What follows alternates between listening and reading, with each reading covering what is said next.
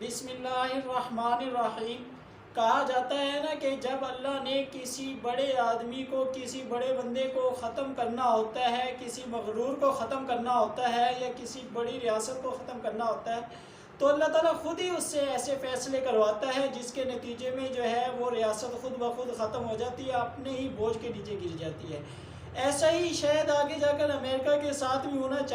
جا رہا ہے کہ امریکہ کا غرور اور تکبر جو ہے اسے مسلسل اس بات پر مجبور کر رہا ہے کہ وہ چائنا سے آگے ہے، وہ دنیا سے بہت آگے بڑھا ہوا ہے اور دنیا اس سے پیچھے ہے، دنیا اس سے۔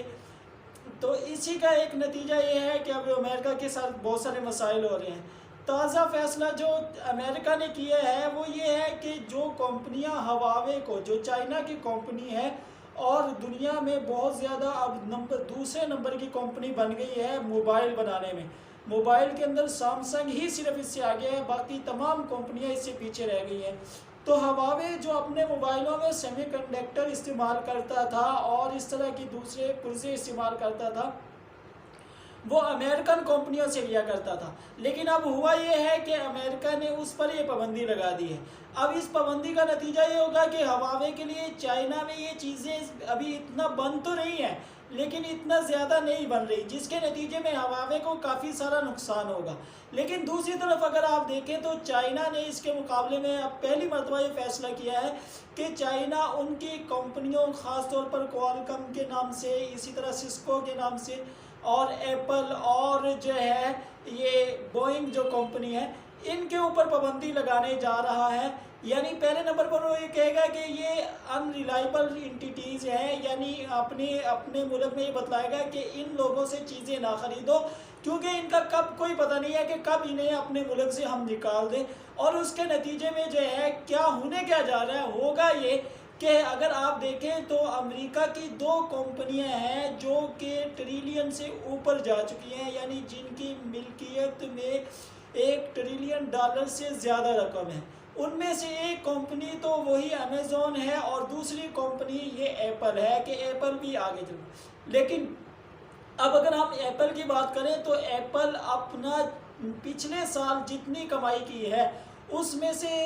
14.8 یعنی 14.8% جو ہے وہ چائنا سے کمائی ہے۔ اب اگر آپ دیکھیں تو یہ بہت بڑی رقم بنتی ہے اور جب چائنا اس پر پابندی لگا دے گا تو ایپل کے لیے شاید کہ اس کے بعد جو ہے باقی رہنا کافی حد تک مشکل ہو جائے گا۔ اس کے بعد ہم آتے ہیں دوسری کمپنی کی طرف۔ دوسری کمپنی بوئنگ جو ہے، اس کے شیئرز کرونا وائرس کی وجہ سے آپ کو پتہ ہے کہ جتنی بھی کمپنیاں ہیں فضائی کمپنیاں، ان کے یہاں کاروبار تو نہیں ہو رہا، جس کے نتیجے میں ان کو نئے جہاز خریدنے کی بھی ضرورت نہیں ہے اور اس کا سارا اثر پڑ رہا ہے بوئنگ کمپنی پر کہ یہ جہاز بناتی ہے۔ لیکن اب یہ جہاز جو ہے چائنا اسٹیٹ کے طور پر، یعنی چائنا کی جو ریاستی فضائی کمپنیاں وہ خرید رہی تھی اور چائنا کے لیے مسئلہ تو ہے کرونا کی وجہ سے، لیکن اتنا زیادہ مسئلہ نہیں ہے کہ وہ یہ کام نہ کر سکے۔ تو چائنا یہ جہاز خرید رہا تھا، انہوں نے اس جہاز کو خریدنا بھی اگر بند کر دیا تو بوئنگ بھی بیٹھ جائے گی۔ اب آتے ہیں کہ اس سے فرق کیا پڑے گا۔ آپ کو پہلے بھی 1-2 ویڈیوز میں بتلا چکا ہوں کہ امریکہ کی چائنا کے ساتھ جتنی بھی تجارت ہے وہ زیادہ تر خسارے میں ہے۔ یہی 2 چیزیں تھیں جہاں پر 2-3 چیزیں، ایک اس کے علاوہ جو ہے تعلیم کا شعبہ ہے اور ایک یہی سیمی کنڈکٹرز کا شعبہ ہے اور ایک یہ جہازوں کا جو بوئنگ وغیرہ کے ساتھ یہ اس طرح کے، یہ چائنا امریکہ سے خرید رہا ہے کیونکہ چائنا کے پاس ابھی اپنی اتنی کیپیسٹی نہیں ہے اور اس میں امریکہ کو چائنا سے کافی زیادہ فائدہ ہے۔ لیکن